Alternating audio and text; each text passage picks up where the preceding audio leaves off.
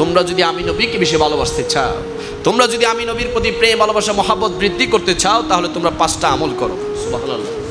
কয়টা আমল? 5টা আমল। আমরা আমলের মাধ্যমে নবীর প্রেম ভালোবাসা বৃদ্ধি করব।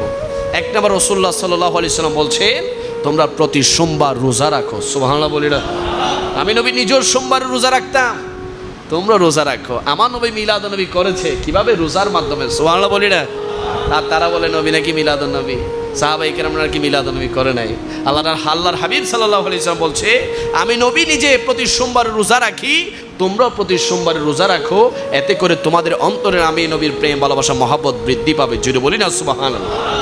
2 নম্বর আমল হচ্ছে তোমরা আমি নবীর তরিকা অনুযায়ী তোমাদের দিন রাত তোমাদের জীবন পরিচালনা করো।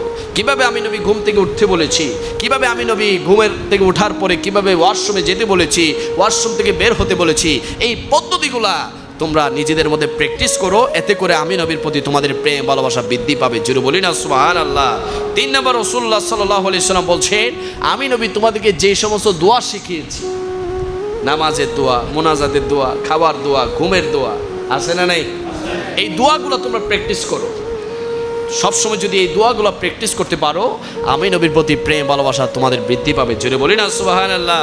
4 নম্বর, রাসূলুল্লাহ সাল্লাল্লাহু আলাইহি সাল্লাম বলছে তোমরা আমার সিরাত তথা আমার জীবন নিয়ে আলোচনা করো।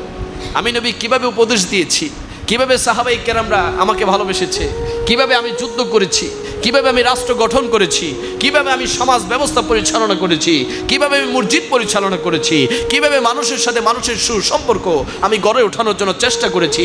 এই জিনিসগুলো তোমরা পড়ো, তোমরা আমার জীবনী পাঠ করো, এতে করে তোমাদের অন্তরে আমি নবীর প্রেম ভালোবাসা মহাব্বত জাগ্রত হবে। জোরে বলি না সুবহানাল্লাহ।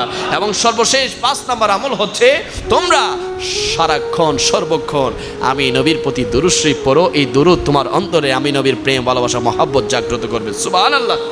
আমার নবীর একজন সাহাবী হযরত কাব রাদিয়াল্লাহু তাআলা আনহু আমার নবীর কাছে এসে বলতে লাগলেন ইয়া রাসূলুল্লাহ আমি সারা দিনকে 4 ভাগ করেছি। কয় ভাগ? 4 ভাগের মধ্যে 1 ভাগ আপনি নবীর উপর দুরূদ শরীফ পড়ি। আমার নবী বলতে লাগলো 1 ভাগ পড়ো ভালো, তবে এর চেয়ে বেশি পড়তে ভালো, তোমার জন্য আরো বেশি ভালো হবে। সুবহানাল্লাহ। পরের দিন কাব রাদিয়াল্লাহু তাআলা এসে বলতে লাগলেন ইয়া রাসূলুল্লাহ আমি আমার দিনকে 4 ভাগ করেছি, এর মধ্যে 2 ভাগ আপনি নবীর উপর দুরূদ শরীফ পড়ে আমি পার করি। সুবহানাল্লাহ। আমার নবী বলতে লাগলো 2 ভাগ পড়ো, যদি আরো বেশি পড়তে পারো তোমার জন্য আরো বেশি ভালো। সুবহানাল্লাহ। আরেকবার এসে বলতে লাগলেন ইয়া রাসূলুল্লাহ আমি আমার দিনকে 4 ভাগের মধ্যে 3 ভাগ আপনি নবীর উপর দুরূদ পড়ে আমি পাঠ করে দিই। জোরে বলি না সুবহানাল্লাহ। আমার নবী বলতে লাগলো পড়ো, যদি আরো বেশি পড়তে পারো তোমার জন্য ভালো।